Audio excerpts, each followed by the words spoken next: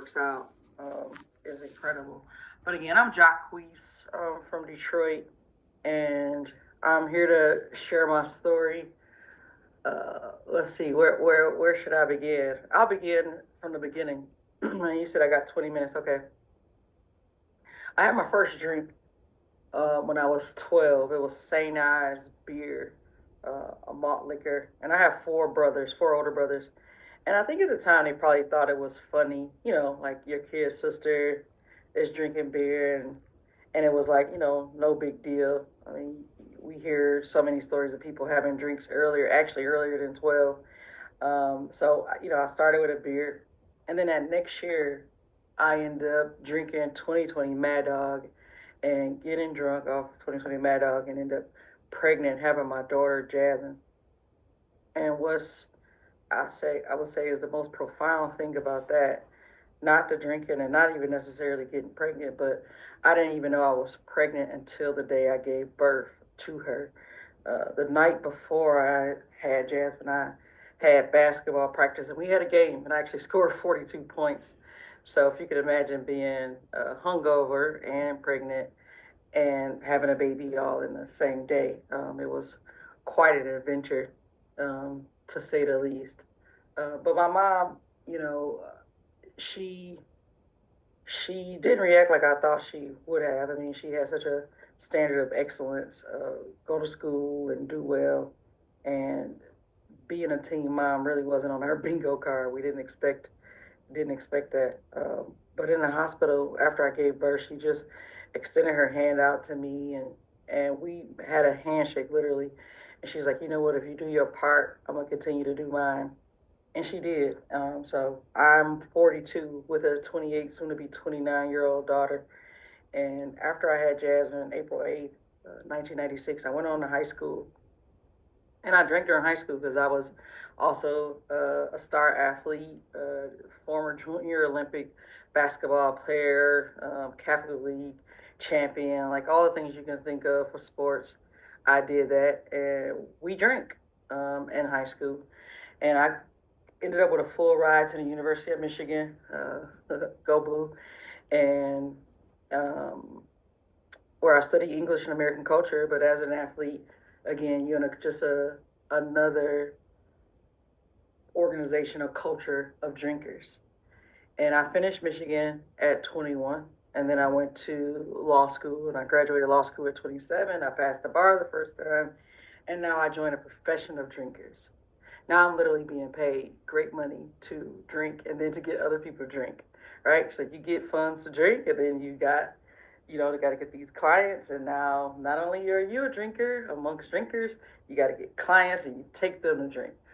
And no one ever saw it as a problem, right? They like you're young and you're successful and you're doing well and you drink. So what? But a lot of our outings, no matter even if we did sporting things like golf, everything was centered around alcohol.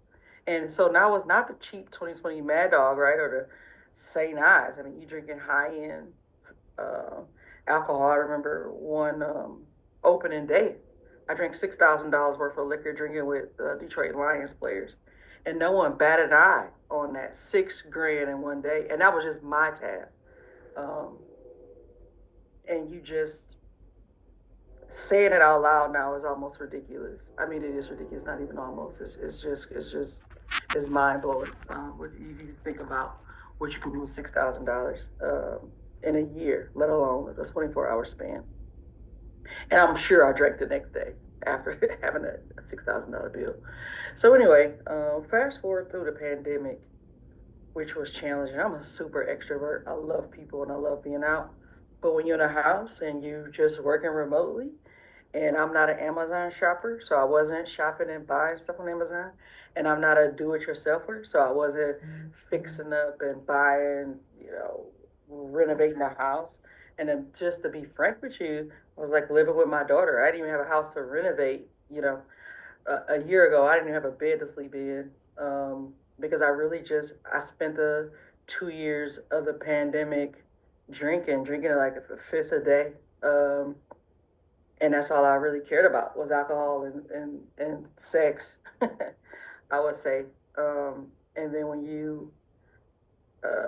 find yourself in a relationship or situationship, or however you want to say it, with someone else who also enjoys drinking and sex as much as you do, you just kind of locked into that lifestyle, if you will. And I would work just enough to be able to drink and get food essentially. And I lost my way. Looks like you're done talking. So we'll lower your hand in 3 seconds. I don't know. I don't know if I should be done talking. I don't think so. Oh, sorry about that. And I had just like lost my way. I was like, who am I? As a lawyer, I went to law school because when I was on public assistance, I had this worker and I needed more money, excuse me. And I go to get some more help. And it was a sheet of paper. On the left side, it was like numbers 0 to 20. And then on the right side, it was numerical amount. And I asked, for some assistance, and she slid the paper over to me, and she was like, "Well, if you had another kid, I can get you some more help." And I'm like, "If I had another kid, how am I even going to be able to function?" Right? And it was just the craziest thing. And she's like, "Oh, this is controlled by WIC," and I was like, what is that?" And because when I went to Michigan, I initially thought I was going to be an engineer. I studied German, so I studied German while everybody else was studying Spanish, and um, and I did not like the engineers. They were just way too introverted and just completely different than my personality. So I ended up switching over to LS&A and studying English and American culture because I absolutely love history and I love to read. And analyzing things and thinking critically is just something I've just been naturally gifted to do. As a person, I started reading when I was about 3. Um, so I decided to go to law school, and that's what I did. After I finished Michigan, I went to work for the NAACP Youth and College Division. Was over 7 states, and um, and then I went to law school. I finished law school at 27 and passed the bar the first time. And then I worked for Congressman Hanson Clark, where one of the first things I did was help him draft legislation on WIC and WIC funding. And I know I'm not. The purpose is not to talk about politics, but to talk about what led me into um, becoming a lawyer, is to be of a service and being able to be in a position to write legislation because I had that lived experience. We have so many people running our country who don't experience the things we have, whether that's healthcare, whether that's alcoholism, whether that's teenage parenting, whether that's housing issues, whether that's food, desserts, and not having grocery stores in the inner city. If you've been born a millionaire, billionaire, and you haven't had to take a bus, it's kind of hard to talk about transportation. If you are a man with a penis and you've never been pregnant, it's kind of hard to talk about issues with a vagina. I mean, as I'm masculine presented and I'm a lesbian, and it's all the experience I have. I mean, I just don't think I'm super equipped to tell a man about his package and parts. But that's just me. I feel like I've shared my story, and it hasn't been 20 minutes, so I don't know if I have to go all the way to 20 minutes. I mean, I have so much more I could share, my personal interests and things like that. However, I can open it up if you're okay with that, Monica, or do you want me to keep going? Jacquise, you can do whatever you're comfortable with. If you want to tell us a little bit more about yourself, that's fabulous. Or you can open it up and let the women share. Yeah, it's 189 people. So hopefully people can just kind of get in and we can talk and have an interactive session. I would love to get to know some new people, and through the questions, then we can, talk more about me, and it could just be an organic conversation.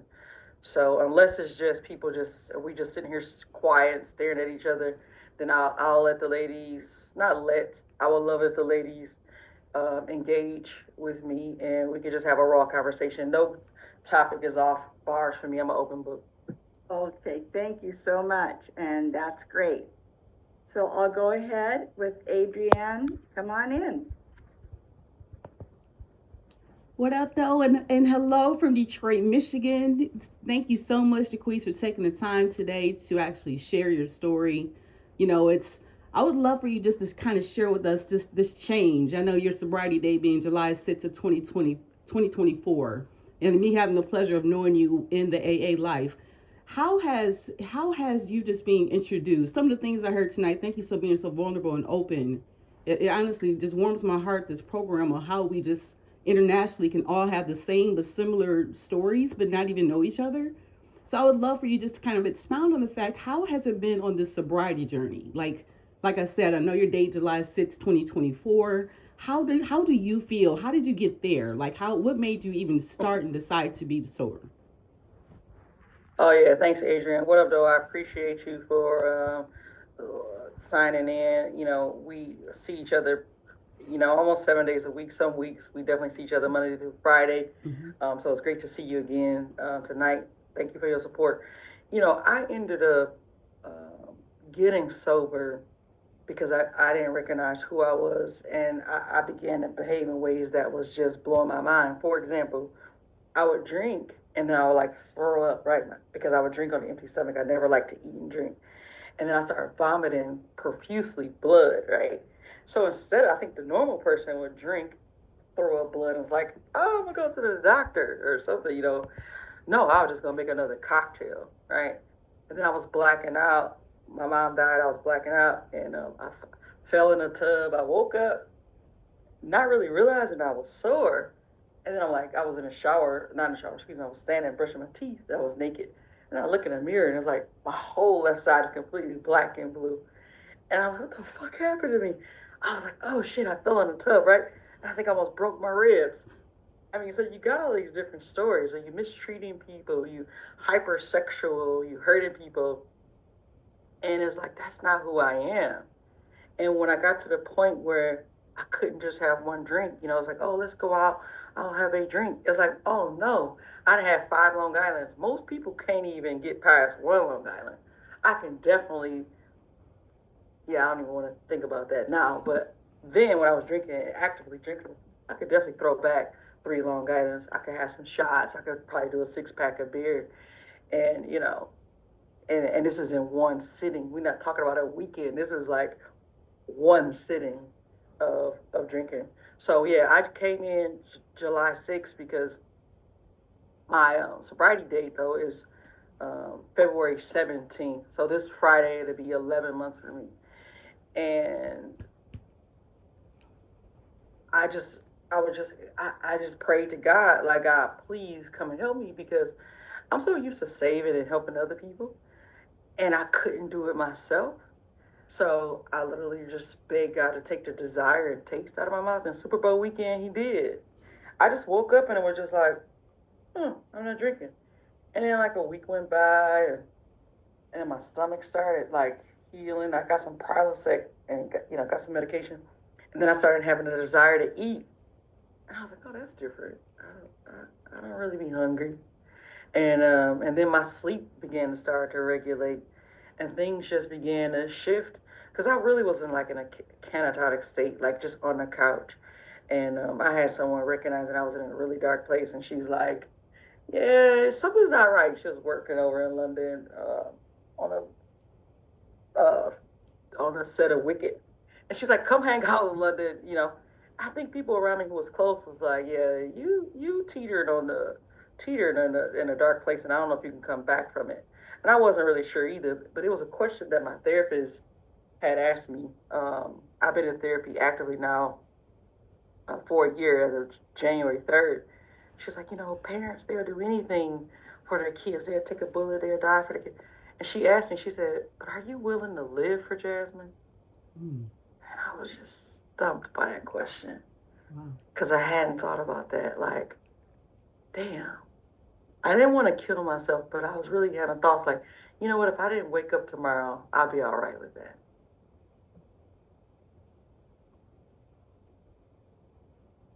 Yeah, so hopefully that answered your question, Adrian. Thank you so much. And Super Bowl, Detroit Lions. Let's go. Let's go, baby. Okay, See some hands Samantha, up. hi. I just need to see your video for a moment. It's a little dark. I need to see your face. There you are. Okay, There ask she you to is. come on in. Hi there, Monica. My name is Samantha. I'm an alcoholic. Thank you so much for your share, Jacquise. I identify with a lot of what you said, and your story is just so captivating. But like the first thing is like that I was thinking, um, in my recovery, I've been able to make a better life for my son and I. And it's ironic because I went to law school too. And one of the reasons I went is, you know, to affect change, right? Yeah.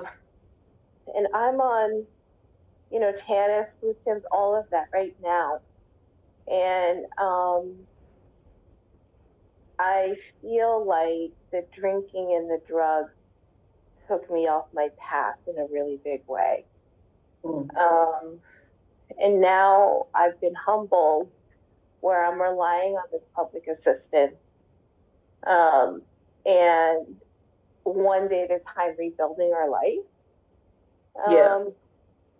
Definitely. So, and I'm just to that point, like you had that moment, like that question, like, are you willing to live for your child? And before I came into AA 20 months ago, if something happened, if there was a travesty or whatever, I never thought I could like show up and get through it sober. And now in these rooms, I see women doing that. And it's like, of course I would like work my program to the best of my ability if something, earth shattering happened to us again or something like that, right? Mm-hmm. And it's really that psychic shift that this program talks about. And yeah, like my disease took me just, sex is definitely a part of it. And certainly like as women and, you know, and people, like I try to be open about that because, I haven't, for me, I haven't dated anyone since I got sober. And it's been like intentional because when I came in here, because of like, a breakup with a lover and, and it was very messy. And I think, for me, my disease takes me to uncomfortable places, with women and in relationships with them. And it's been eye opening in recovery to understand that, um, you know, I can show up differently as a sober woman in recovery. And I'm just really thankful for that one day at a time. And the best, like ancillary blessing of my recovery is that I used to think I always needed, um, someone to define me. Um, and now I really value my solitude and I really value my life independent of anyone. And when I do find that person, God willing, it will make anything we have, just on that deeper level.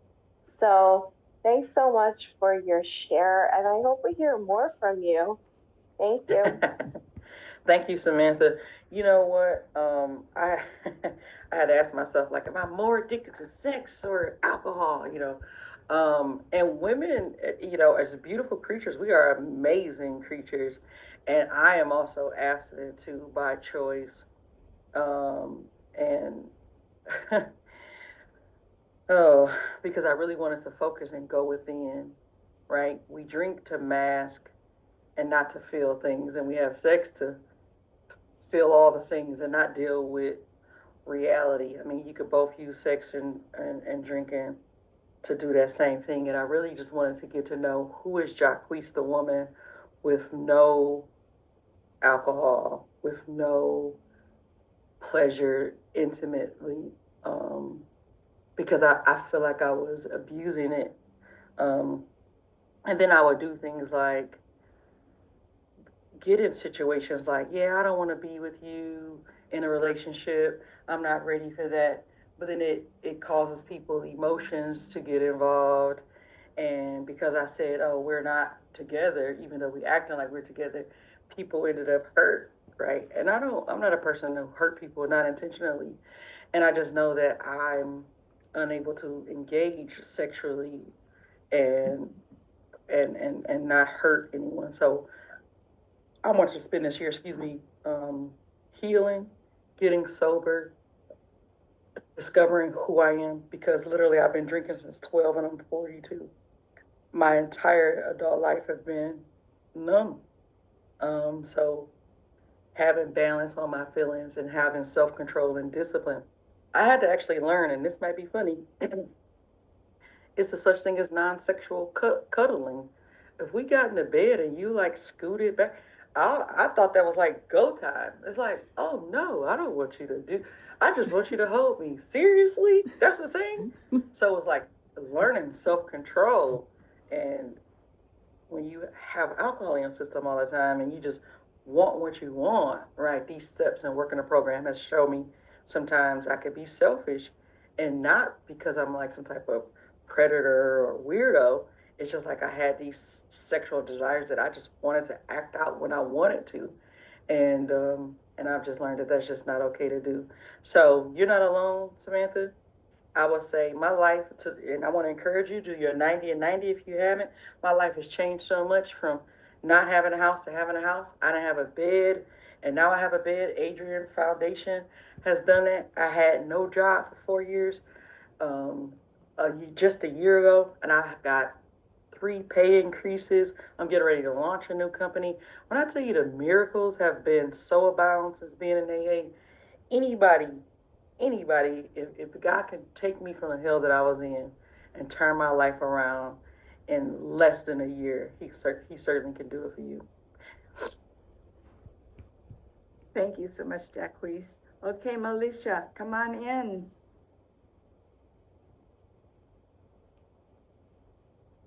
And you need to unmute.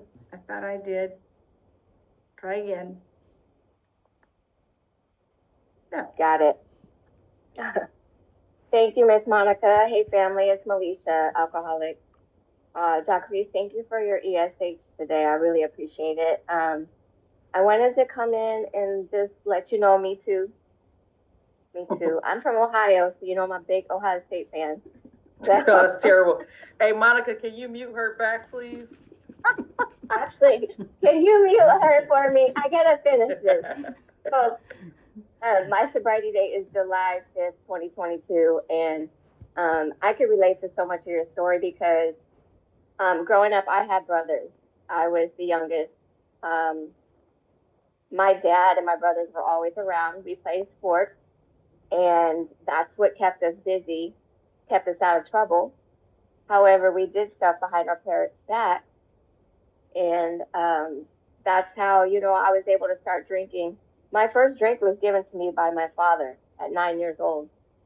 So I was able to, drink, and then I had another one, and then my brother started fondling me.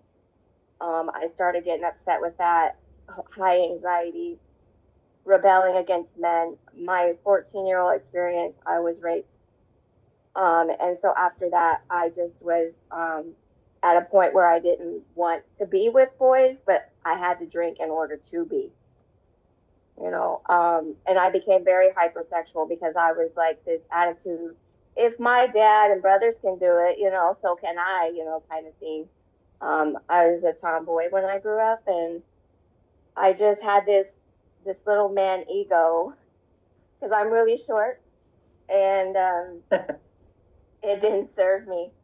It didn't serve me whatsoever. So fast forward, I became a single mom of 4 kids. I wonder why, because I didn't want no man. I could do it on my own.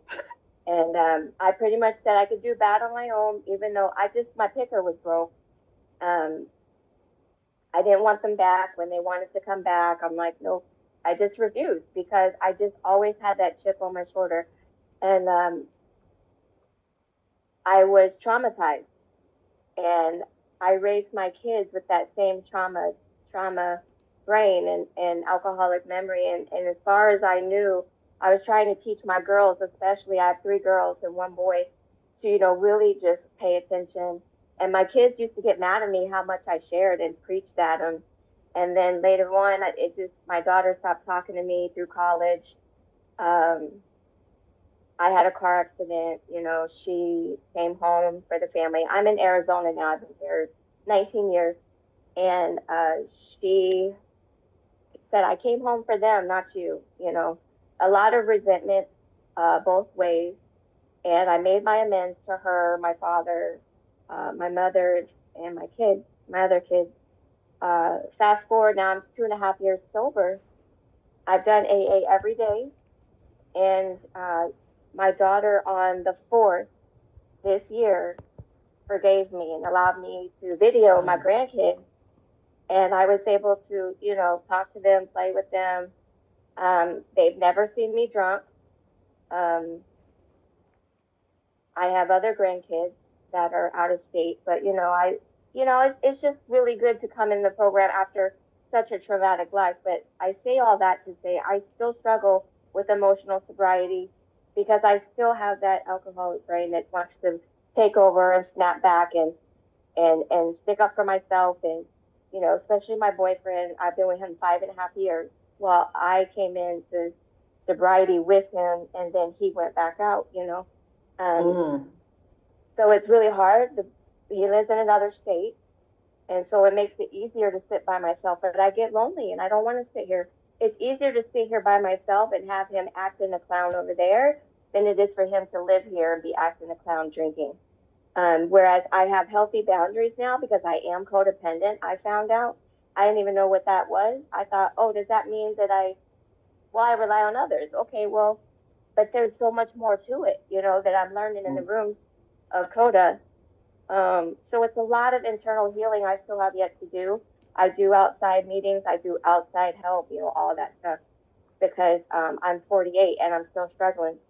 And it's not something that just comes overnight. I just, you know, I still have that brain that wants to, you know, like, I'm the queen. I'm, you know, who do you think you are? And no, you're not going to talk to me like that. But he's such a narcissist, I guess, is the term flying around now.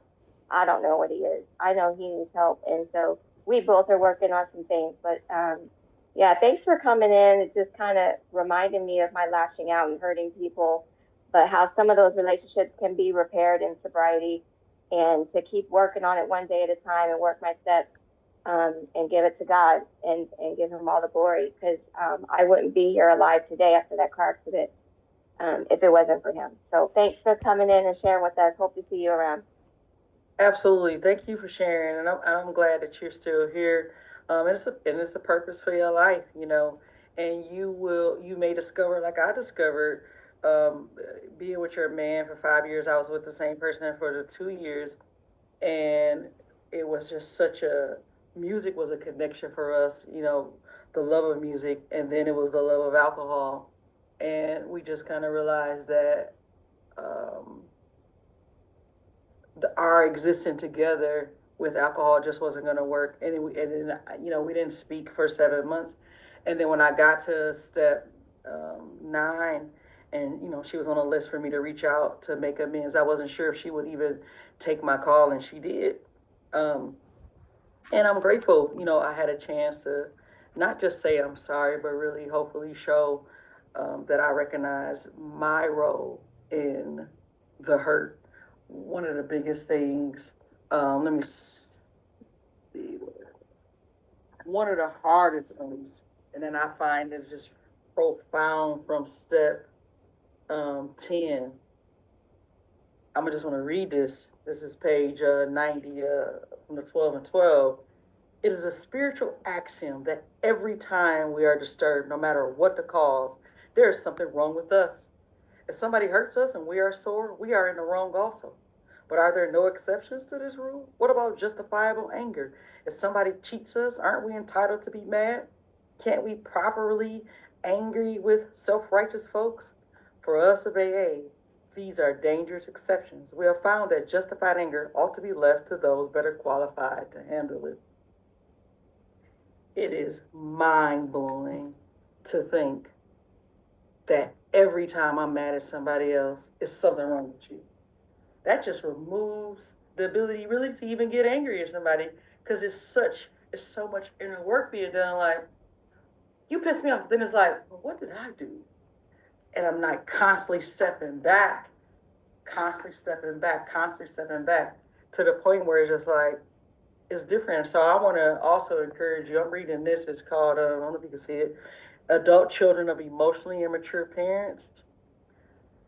I want to read this because having my daughter at 13, I didn't have much to even give. I didn't know what emotion was. I couldn't even been able to tell her any of that. And then I spent her whole adulthood drunk. So Jasmine really got like a 2 year old parent emotionally. I mean, I'm not even two, just like 11 months, you know. I love Jasmine so much that I'm gonna do the work to heal. When my therapist asked me, "Are you willing to live for her?" Absolutely. I don't want to just exist. I want to thrive. So I'm doing everything I can to figure out what it is that I lack.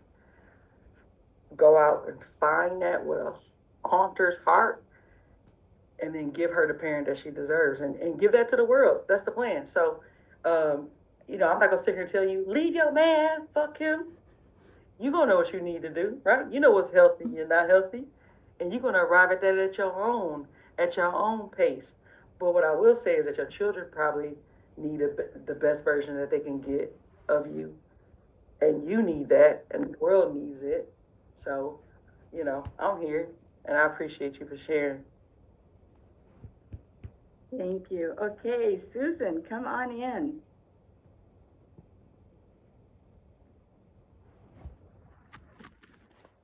You're still muted, Susan. I'll try again.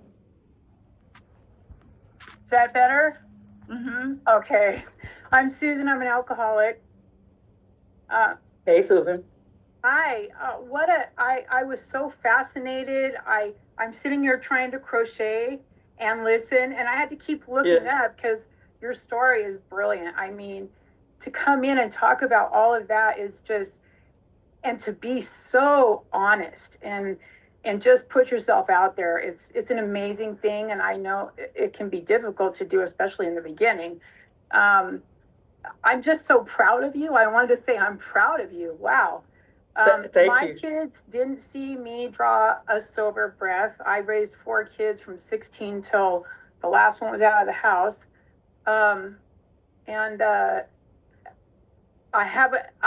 I pushed everybody away. I didn't know I was pushing people away because I was too loaded to know. I didn't know I had a problem. And it took my oldest daughter, she was the only one left hanging on, and I didn't even know it. That's a codependent relationship. We've had that for a long time now, until about a year and a half ago. Anyway, she finally approached me and said, Mom, I can't have any part of you anymore. You're toxic. You're toxic for me. Nobody wants anything to do with you anymore. And I just, don't call me, don't show up. I don't care how bad. I don't even want to know if you died. And I was like, oh my God. It was so heartbreaking. And that's what opened my eyes, though. And that night, I remember just hitting my knees. I never hit my knees. I was raised in 3 different churches, so I didn't know what to believe. I didn't bring my kids up in church because I didn't know what to believe. So, but I had to take that chance that there was something bigger than me that could help me. And so I did that prayer, and I swear that desire, that need to drink was just lifted, and it hasn't been back. I have an 18-year-old grandson that has never, ever seen me loaded. He's never heard me loaded. No one's ever told him, oh my God, your grandma's loaded. And I'm so grateful for that. But so my sponsor, I live in North Dakota. She lives in LA. I've been here for 2 years, and I have to say I hate it. Don't move to North Dakota. If you've never been here, don't come. It's too cold. That's the plan. No, please don't do that. Sorry, dry mouth. I get nervous when I share. So I talked to my, great. Yeah, my sponsor told me I need to share. I've been definitely on a non-spiritual journey for about 10 years. I'm so removed from it. I'm on and off meetings. When I moved here, I was in great meetings in Los Angeles. I loved them. I grew up in an AA club, and I did a meeting every day too, in person. But I moved here, and AA is different here. And I've been to several meetings, and I got sick, and I don't get out much. I've got so many medical diagnoses since I've been sober. Thank you. I just want to say that no matter what you're going through, sober, you don't have to drink. That's what my sponsor told me to come on and share. You don't have to drink no matter what it is. You just get on a Zoom meeting and you're going to be good to go. Thanks for letting me share. Thank you, Susan. I appreciate that. And the biggest thing you said is just like getting on your knees and that surrender. People struggle like, oh, if I don't believe in God, or how do I, how can I still come? And for me, when I first came, I was like, oh, this shit is some occult, and these people gonna be crazy, they're gonna be chanting, and I don't want any parts, right? And I didn't have a clue of what it was gonna be like. And some of us are like, God, save me. Some of us is like, hey, I love the tree. Somebody told me that they talk to the environment. And because I've experienced God and He has revealed Himself to me, and I know it's real, who am I to say that the trees don't talk to this person? And I don't even care. It's not my story, right? The trees don't talk to me. They ain't gotta talk to me. But if your higher power is a tree, by all means, if that's gonna keep you sober, baby, talk to the trees, talk to the wind, talk to the rocks, do whatever you need to do, because I feel like God is really trying to reach all of us. And baby, it could be through crocheting. For me, it's basketball and music. It could be trees. It could be art. It could be whatever your thing is. I really think that God is. I really think God is saying, hey, your higher power is just something outside of yourself, and whatever that is, keep you sober. Then let it keep you sober. Thank you. Okay, Leah, come on in. And ladies, I hate using a timer, but there's so many of you that still want to share back to Jacquise that I'm going to set a timer now, so please be aware of the time. Thank you. Come on in, Leah. Hi, thank you. I'm Leah and I'm an alcoholic. I'm sorry I didn't hear your share. I've just kind of like jumped on because this is my commitment to myself at the moment. I've been through a really shit few months. I got put on medication that I should never have been put on. I was scared shitless about doing it. And subsequently, it turned out the way I thought it was going to be. Anyway, the long and short is right here, right now, is, I've been in the room since 2002. Doesn't mean I've been clean and sober since 2002, but I've been consistently within the rooms for that amount of time, and it's been an absolute roller coaster. I know that there was talk of children, and there was talk of sex. Oh my God, I couldn't think of anything worse at the moment.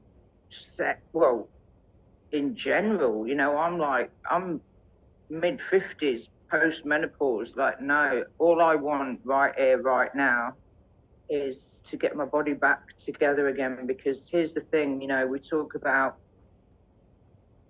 alcohol and medications and blah, blah, blah, and all this shit that we put inside of us to escape or blah, blah, blah. And also what happens is, yes, the medication I was put on was prescribed and was specifically for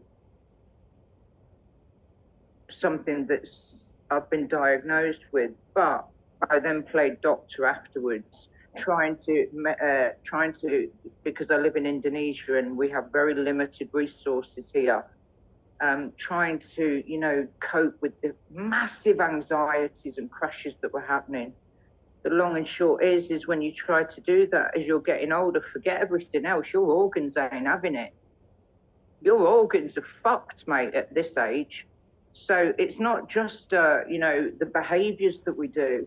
My body cannot take things that are going to poison me anymore because I've had a lifetime of alcoholism and addiction, and the organs keep the score. And I've been so weak and so empty. And I just want to give thanks, because yesterday I was desperate, empty, hopeless, no confidence, nothing, because I'm just getting all of this crap out of my system. but today I feel a little better. Thank you. I'll leave it there. All right, Leah coming in from Indonesia. That's sweet. And I'm 42. I haven't hit menopause quite yet. But I hear you. Like the body just rejected it and not wanting it. And part of me detoxing my body is going to the gym. I started doing 3 days a week. Now I'm up to 5, and I'm feeling great, just sweating and getting out of my cells because, 20 years of drinking pretty much every day, I ended up with neuropathy in my feet, tingling, swelling in my feet, and I could barely walk it at one point a year or so ago. So I hear you on that, and I'm just gonna encourage you to just keep taking it one day at a time. Thanks, Leah, thank you so much for coming in. Good to hear from you. And coming over to Debbie. Come on in, Debbie. Excuse me, I'm Debbie, alcoholic. What is the topic? I came in at the tail end of the speaker. Jacquise just gave us her life story about her drinking experience, how she came out of it, what she's doing now to stay sober, and just giving us her experience, strength, and hope. Okay. Well, I'm sorry that I missed the share, but I'll just check in real quick. I like what, I'm sorry I didn't get her name, but I like everything that she shared, and I'm sorry I missed her story, but just to check in real quick, I've got over 11 months sober, and really thankful to be here. I ended up getting a sponsor today. I've been praying for this sponsor for years, and I've gone through a lot of sponsors, and I finally found the one that's going to work for me. But I'm just really glad to be sober and glad that I have WIM, and glad to be sober, period. And I was just wondering if Melisha could reach out to me. I have my contact information on, and I'll just share the time because it's at the end of the meeting, but thank you. Thank you Thank so you, Ms. much, Debbie. Debbie. And congratulations on 11 months. Sorry. Yes, that's Monica. right. And Melisha's on right now, so I'm sure she's writing down your number. Thank you so much, Debbie, for coming in. Okay, Shiko, come on in. Chico alcoholic, Jacquise, it sounds like it was a great share that I missed. Oh. Yeah, I'm gonna try and hopefully you keep coming, and I will get to hear it some other place. So just share where I'm at. I was at Rite Aid getting my sleeping medication because I haven't slept for 7 days. There was something to do with Blue Shield. They're getting paid monthly. I have been taking a sleeping medicine for the last 10 years, but suddenly pharmacy couldn't refill, and it's not even a new prescription. It's the same prescription forever. And I was getting frustrated, and I have learned to pause, but a little bit of me was wanting to come out. I kept pushing it back, and he kept saying, well, what medication do you take? And I'm saying, I only take one medication. Whatever I was tempted to see. Open the profile, I already gave you my date of birth, I already gave you everything you need. You're on the other end of Blue Shield.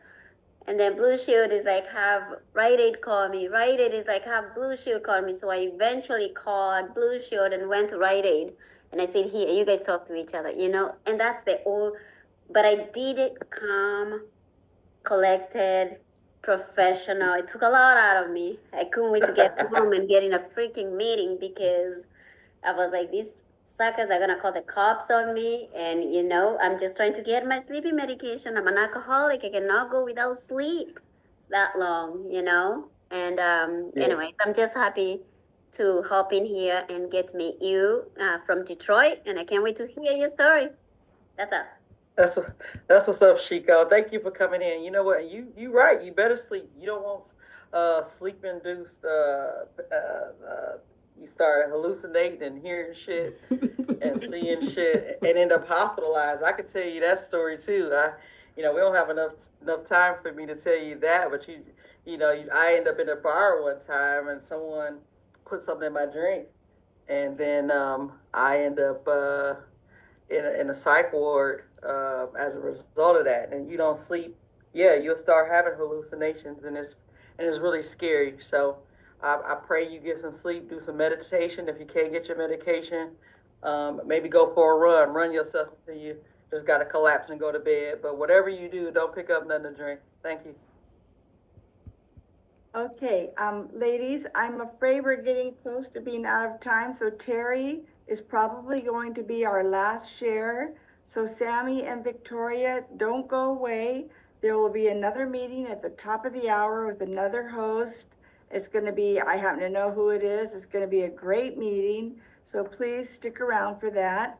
And Jacquise, before we close the meeting, I am going to ask you to take us out with a prayer of your choice. So, okay. Yeah. So Terry, with that, come on in. You got a couple minutes.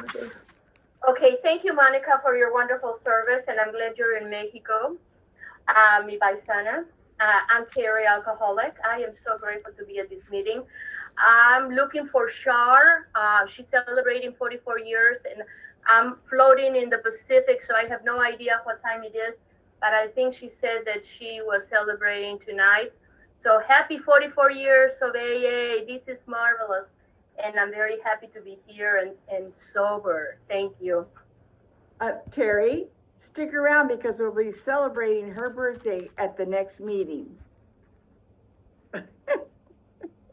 Okay. And so now, Jacquise, please take us out with a prayer of your choice. Am I still saying your name wrong? Yeah, it's Jacquise. Jacquise. Jacquise. I just want to say before I do the prayer, thank you for that. Ladies, I did post in a whim on Facebook, so if you want to connect with me, you can reach out to me on Facebook. And the prayer that I'm going to do, God is good. When I'm looking for God's direction, I just say, God, decrease me and increase you. And Monica, I wasn't prepared for a prayer. However, God moves fast for me now that I'm sober. Had I been drinking that fifth of gin, I wouldn't have been able to come up with something so quickly. So I'm grateful for all my faculties at this point. All right, 39 seconds. Here we go. This is off of Psalms 56:8. It's my favorite scripture. So I'm going to say, Dear Heavenly Father, you have collected all of my tears in your bottle. You've recorded each one in your book. I am grateful that you see me, you hear me, and you care about every sorrow I face. Help me to trust in your goodness, even when my heart is heavy. Remind me that you are my refuge, my shelter, and my strength. In Jesus' name, I pray. Amen. Thank you so much, God, for allowing me and my sisters here to be sober. Whether you sober one day or 44 years, we all have a purpose. So thank you for having me, Monica. Jacquise, you have been absolutely amazing. I'm so grateful that I've gotten to meet you two now, and we will be in contact as well. And God bless you, really. God bless you. Thank you. Yeah. Good night, everybody. Good night. Okay, so I know who our next host is. She's over there. Patrice, asking you to unmute. I am. Okie dokie. And I want to thank all of my co-hosts, Cher, Star, Gracious, and Teresa, and of course, Jacquise, for that beautiful, beautiful share. All right, so here you are, Patrice. You are now the host.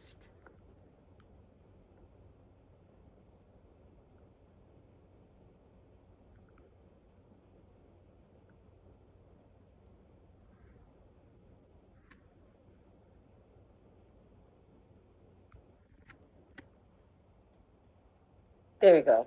Hi, everyone. I'm Patrice. I'm an alcoholic, and welcome to the 11 o'clock hour of WIM. This is going to be a celebratory hour, ladies, so please stick around.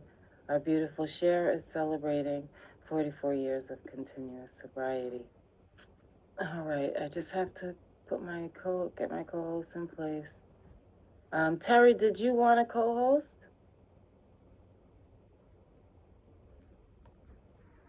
I'm not trained, but thank you for asking. Oh, okay, honey. All right. Thank you. Hi, Chico. I see you. This camera's moving all over the place. And if you could watch screens for me, Chico, I would appreciate it. Lola, can you open the meeting up for us with a prayer of your choice? I'm just going to do the preamble, announcements, and then you can bless the meeting. All right. Thank you. All right. Brianna, did you want to co-host, my friend?